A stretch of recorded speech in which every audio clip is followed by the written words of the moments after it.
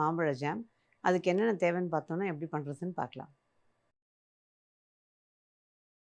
மாம்பழ ஜாம் செய்ய தேவையான பொருட்கள்: மாம்பழ கூழ் 1 கப், சிட்ரிக் ஆசிட் எனப்படும் லெமன் சால்ட் 1/4 டீஸ்பூன், சர்க்கரை 1 கப். இப்போ இந்த மாம்பழ ஜாமுக்கு தேவையான பொருள்லாம் பார்த்தோம் இல்லையா? இதுக்கு வந்து 1 கப்பு அந்த மாம்பழ கூழ் அரைச்சோம் அப்படின்னா, 1 கப்பு சர்க்கரை. இது வந்து எடை போட்டு பண்ணுறது இல்ல பொதுவா. அதனால இது வந்து நம்ம கப்ல அளந்துக்கிறது. நீங்க எந்த கப்ல இந்த மாம்பழ கூழ அளக்குறீங்களோ, அதே கப்ல தான் சர்க்கரைய அளக்கணும். அப்ப 2ம் சமமான அளவுல இருந்ததுன்னா உங்களுக்கு கரெக்ட்டா இருக்கும். ஸோ எடை போட்டு பண்ணுறதுங்கிறது இல்ல. இன்னொன்னு என்னன்னா, இன்னைக்கு நான் வந்து 1 மாம்பழம் தான் எடுத்தேன். அந்த 1 மாம்பழம் நல்லா பெரும் மாம்பழமா இருந்தது. அதனால அந்த மாம்பழத்த ஒரு ஒரு நல்ல ஒரு பெரிய கப்பால 1 கப்பு வந்திருக்கு எனக்கு. இதில வந்து பொதுவா இந்த மாரி மாம்பழ ஜாம்லாம் அந்த ருமானி மாம்பழத்தில பண்ணுவாங்க. என்ன காரணம்னா, ருமானி மாம்பழத்தில வந்து சதப்பத்து அதிகம். மத்த மாம்பழங்கள் நல்லா சதப்பத்தோட இருந்தாலும், ருமானி மாம்பழத்தில பார்த்தீங்கன்னா, சதப்பத்து அதிகமா இருக்கும். தோல ஈஸியா உரிச்சுட்டு பண்ணிடலாம். ஸோ இன்னொன்னு அந்த மாம்பழ சீசன் வந்து முடிய போறதுக்கான சின்ன அடையாளம் வந்து ருமானி. அடுத்தது வந்து நீல மாம்பழம். இது 2ம் மார்க்கெட்டுக்கு வந்துருச்சுனாலே சீசன் முடியுதுன்னு அர்த்தம்.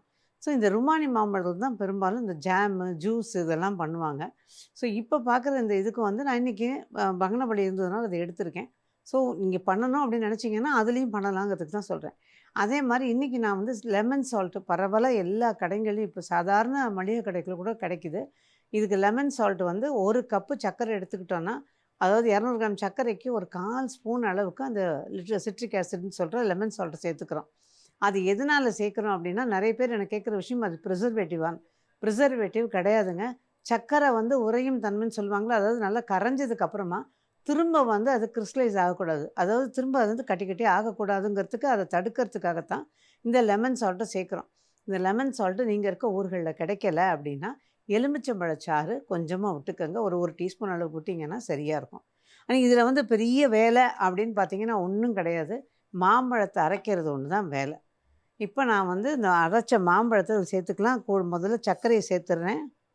இப்ப இந்த சர்க்கரைய சேர்த்துருக்கேன். இப்ப அதோட கூட மாம்பழ கூழ சேர்க்கணும். ஆனா அதுக்கு முன்னாடி இந்த சிட்ரிக் ஆசிட் அதாவது இந்த லெமன் சால்ட்ட பயன்படுத்தின ஸ்பூனு, கிண்ணம் எதையும் மறந்தும் கழுவாம வச்சிட வேண்டாம். ஏன்னா பால்ல துளி பட்டா கூட பால் வந்து திரண்டுரும். அதனால அத மட்டும் கவனமா பார்த்துக்கங்க.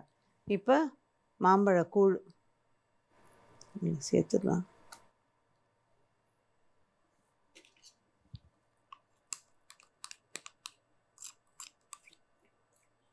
மாம்பழ ஜாமுக்கு மட்டும் இந்த அளவு கிடையாது. நீங்க பழங்கள் எல்லாம் போட்டு இந்த ஃப்ரூட் ஜாம் பண்ணுறோம் இல்லையா? அதுக்கு கூட இதே தான். 1 கப்பு கூழுக்கு 1 கப்பு சர்க்கரை. இப்போ 2த்தையும் நல்லா கலந்துடலாம். சிட்ரிக் ஆசிட்னு சொல்கிற அந்த லெமன் சால்ட்டை கொஞ்சம் அதிகம் போட்டிங்கன்னாலும் ரொம்ப புளிப்பாயிடும். ரொம்ப புளிப்பு தன்மை அதில். அதனால் பார்த்துட்டு ஜாக்கிரதையாக போட்டுக்கோங்க. இப்போ அடுப்பை பற்ற வச்சிடலாம். இனி இதை கிளறது ஒன்று தான் நமக்கு வேலை. நான் வந்து இதில் கலர்லாம் சேர்க்கலை. மாம்பழ எசன்ஸ் சேர்ப்பாங்க சில பேர் வந்து இந்த கலரும் சேர்ப்பாங்க. நான் வந்து இந்த மாம்பழ ஜாமில் எதையுமே சேர்க்கல. அதனோட இயல்பான அந்த மணம், அதே மாதிரி நிறம் 2மே அதனோட இயல்பில் தான் விட்டுருக்கேன். பிரியப்பட்டால் நீங்கள் வந்து அந்த கலர் சேர்த்துக்கலாம். அல்லது மஞ்சள் தூள், அது ஒன்றுமே கெடுதல் பண்ணாது. அதனால் மஞ்சள் தூள் கூட சேர்த்துக்கலாம். அதே மாதிரி எசன்ஸ் வந்து தவிர்க்கலான்னு என்னோட சின்ன அபிப்பிராயம். இது அவங்கவங்களோட சொந்த இது. இருந்தாலும் என்னோடய அபிப்பிராயத்தை தான் சொல்கிறேன். இது வந்து எசன்ஸ் சேர்க்கும்போது அந்த மாம்பழத்தோட அந்த ஒரு இயல்பான வாசனை இல்லாமல் ஒரு எக்ஸ்ட்ரா ஒரு மாதிரி ஃப்ளேவர் கிடைக்கும். அது வந்து அவ்வளவு இதுவாக இருக்காது. ஸோ இது அதனோட நேச்சுரல் ஃப்ளேவர்லேயே விட்டிங்கன்னா ரொம்ப நல்லாயிருக்கும். ப்ளசன்ட் ஃப்ளேவரில் நல்லாயிருக்கும். இப்போ இது நல்லா கொதிக்கணும். கொதித்து நம்ம கிளறி எந்த பதத்தில் எடுக்கணுங்கிறத சொல்கிறேன் நான். சர்க்கரை கரைஞ்சி கொஞ்சம் நீர்க்கும். அதுக்கப்புறம் திருப்பி கெட்டித்தன்மைக்கு வரும். கொஞ்சம் அகலமான பாத்திரத்தில் கிளறினீங்கன்னா சீக்கிரம் வேலையாகும்.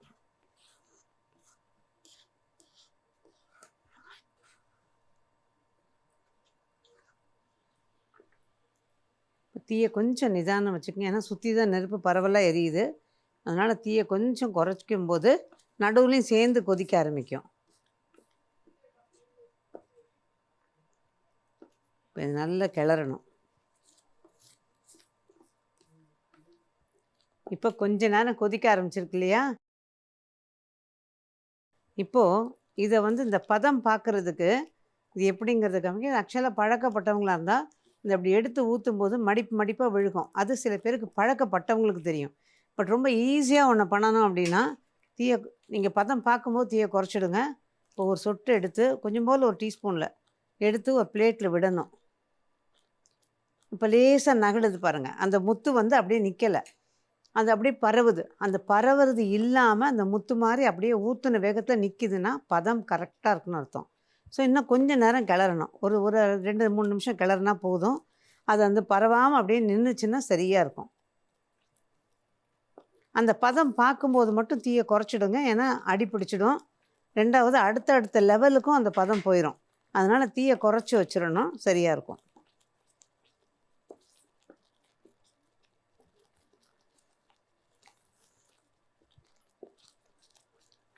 இப்போ தீயை குறைக்கலாம். திரும்ப கொஞ்சம் பார்க்கணும்.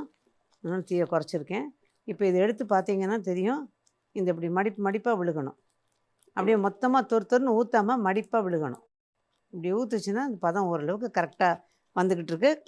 நீ பதம் கரெக்டாகிடும். நீ நம்ம எடுக்கிறதுக்கு சரியாக இருக்கும். இப்போ திரும்ப கொஞ்சம் போல் எடுத்து இதில் ஊற்றிடலாம்.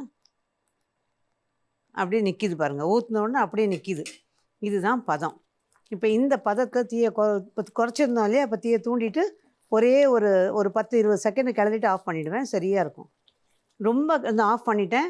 ஏன்னா ரொம்ப கொதிக்க விட்டாலும் ஜாம் வந்து அப்படி இறுகி போன மாதிரி ஆகிடும். சர்க்கரையோட தன்மை அது வந்து கொஞ்சம் நேரம் ஆக இருக்கும். அதனால் அதுக்கு ஏற்ற மாதிரி பார்த்து பண்ணிக்கணும். இப்போ பதம் பாருங்கள், கரெக்டாக இருக்குது. இந்த பாருங்கள், இந்த அப்படி பொத்துன்னு அப்படியே விழுகணும்.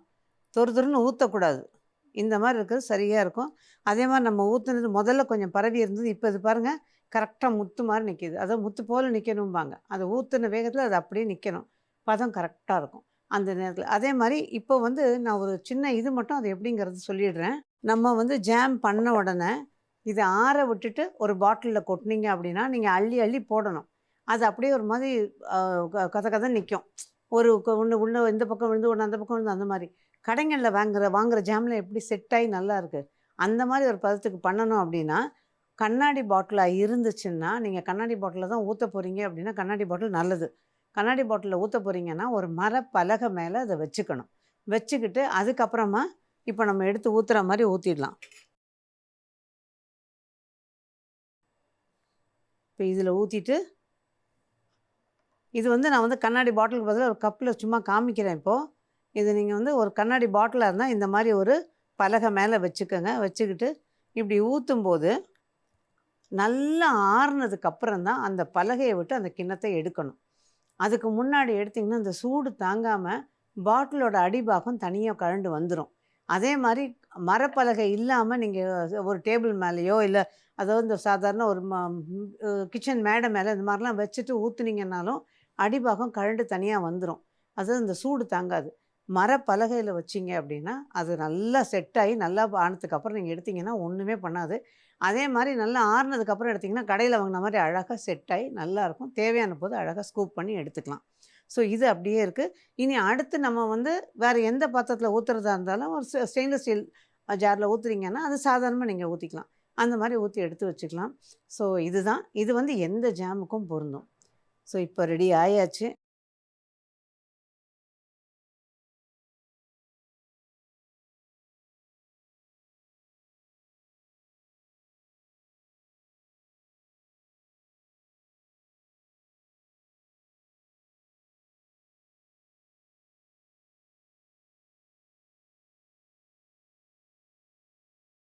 மாம்பழ ஜாமுக்கு ஒரு சின்ன ரீகேப்.